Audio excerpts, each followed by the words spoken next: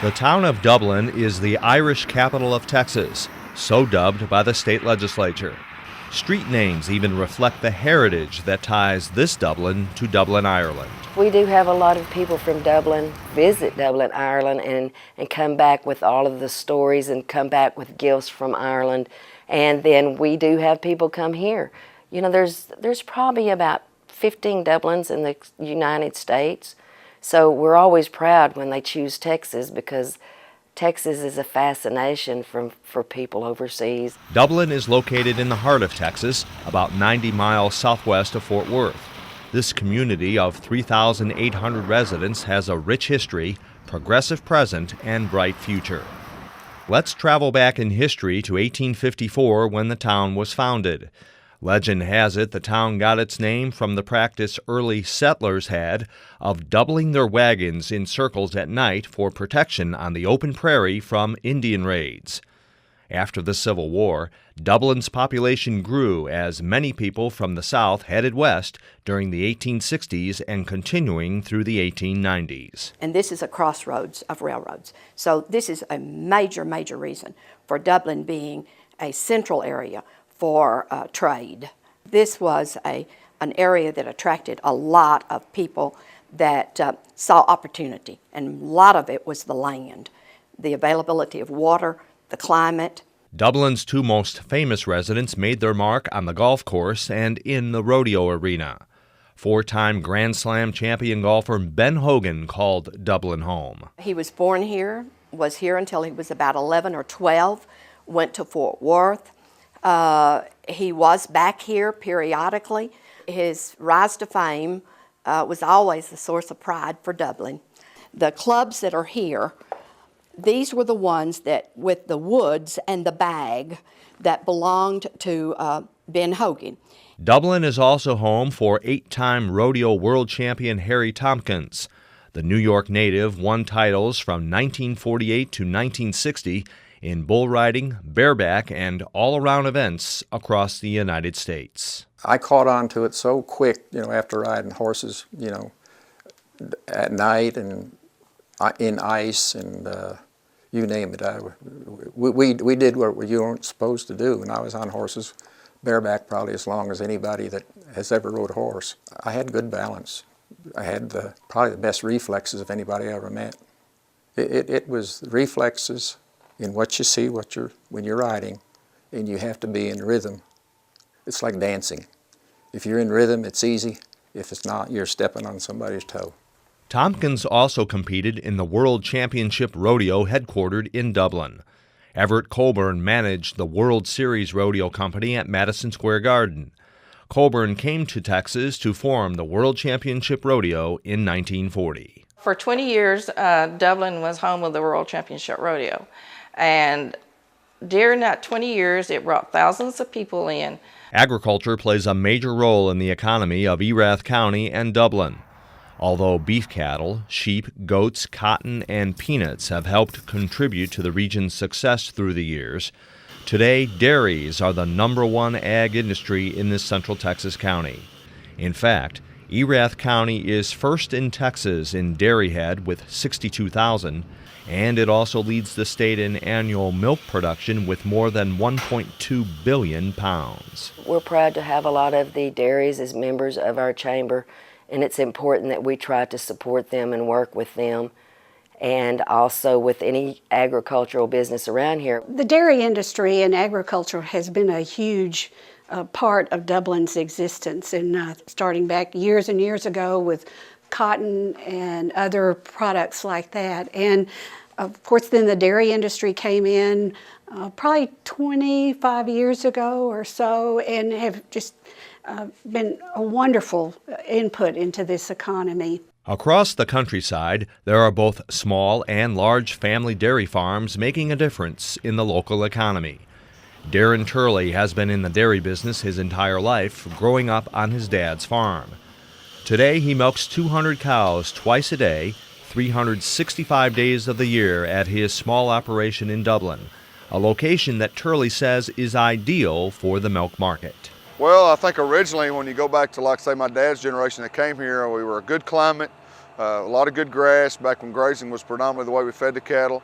And then we also had a milk market that was close. If you really look on the map, Dublin is really very close, of course, to Dallas-Fort Worth. That's our main market, but we're still not far from Austin or Houston or San Antonio. So our milk could go a lot of different directions. I think we had a big impact on the economy. I think we did before, but we really saw a large growth or influx of new dairies about the time I graduated high school. And with that, you saw the economy flourish. There was just a lot more building and development. Schools enlarged, just businesses started, and it just hasn't quit. Our communities continue to grow. Dairies need a lot of feed, supplies, and services, and that attracted a wide array of new businesses to town, such as implement, tire, and other equipment dealers. What you will see are a lot of trucks going through the intersection. And all these trucks, whether they be cattle trucks, feed trucks, silage trucks, hay trucks, service trucks, they're all spreading out within maybe a 10-mile radius of Dublin, going out to these farms and doing work on these farms or supplying the services or the feed or the employees. So the impact on the town of Dublin is just huge for the dairy industry. This is Sierra Dairy, a 4,000-cow crossbreeding operation that is utilizing the latest technology, a carousel or rotary milking parlor. Rotary parlor is a pretty simple concept. It's basically, many people call it a merry-go-round parlor, and the cows step on in the one corner, and there's a very strict procedure where the employees prepare the cow and clean the teat ends and allow the cows to let their milk down. And then there's a time sequence that allows that cow to come around, release her milk out, and then she gets off at the end of the merry-go-round. A couple of things that it's allowed us to do is it allows us to milk more cows. Our previous parlor milked about 130 cows in 1 hour. In this parlor, we can do about 450 cows an hour. Okay? Also, we can do a better job of preparing the cow for milking and improving milking quality. I think the cows really enjoy this type of atmosphere. If you look at cows trying to get on, they fight to get on the parlor. I had one person, I think, put the analogy the best way, and they said it's like a dog getting in the back of a pickup. They just want to get on and go for a ride, and then they're wanting to get off and go eat. This rotary parlor allows for better labor efficiency. The open atmosphere is popular with employees who enjoy the environmentally controlled conditions in both hot and cold weather, thus increasing overall employee retention. Meanwhile, the Dublin Chamber of Commerce is doing its part to promote the town and tourism with activities year-round. We are aggressive because we have to be aggressive. We're a small town of 3,800 people compared to the other little towns around us that are small towns too. There's no way we can compete against Dallas and Fort Worth and even Waco or the larger towns, Abilene. We have to pull together as communities to make tourism in our towns. So yes, we are aggressive because we need to be aggressive. And then there's Dr. Pepper, a museum, a bottling company, and a soda shop, where fountain drinks are not just a thing of the past. Well, in 1891, Sam Houston Prim was in Waco and tasted a drink that he thought was one of the best soft drinks he'd ever had, called a Dr. Pepper. And he made an agreement with Charles Morrison to bring it to Dublin to bottle it. He came here, and we are the world's oldest Dr. Pepper bottling. Actually, we're the oldest soft drink bottler. And we've been here ever since. About 65,000 people per year visit Dublin Dr. Pepper Museum and Soda Shop. They get not only a taste of the soft drink, but a taste of history as well. Back in the 20s, Dr. Pepper was still advertising itself as a health food drink. It was vim, vigor, and vitality were some of the key phrases: king of beverages, good for life, those sorts of things. And they went to a gentleman named Dr. Walter Eddy in Columbia University and asked him to develop data that would justify that they were a health food drink, and because it was all fruit flavors, 23 fruit flavors and things like that. And in a nutshell, what he came up with was that the human body's blood sugar drops at 10:30, 2:30, and 4:30 throughout the day. Lethargic, lack of concentration, but that if you would ingest carbohydrates 30 minutes prior to that, it would keep you focused, lifted up, energized, that sort of thing. And so he took that information back to Dr. Pepper. And their marketing guys, brilliant, came up with drink a bite to eat at 10, 2, and 4. And it was a phenomenal success. What we bottle here on site is the returnable bottles. And that is what most people experience as a young person and growing up, is the 6.5 ounce bottle or the 10 ounce returnable bottle where you would collect it up, bring it in for a deposit. You remember picking up bottles and going and buying a new one? We only do pure cane sugar in all of our formulas, whether it's the returnable bottle, the can, or the non-returnable. And we try to bottle once a month. On good days, we bottle, 10, 12, 15 pallets. Customers of Dr. Pepper returnables travel hundreds of miles across Texas and from neighboring states to pick up their new cases of the soft drink right here in Dublin.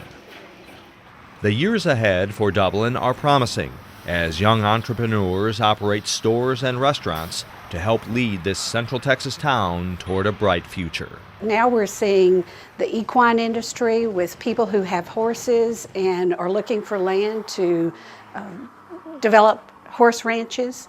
We want to offer a quality of life for people. There are people who live in the cities. I used to live in the city, who really want to get out of the city and go to a quieter, less stressful environment. And we're seeing more and more people come for that reason. For Voices of Agriculture, I'm Tom Nicoletti in Dublin, Texas.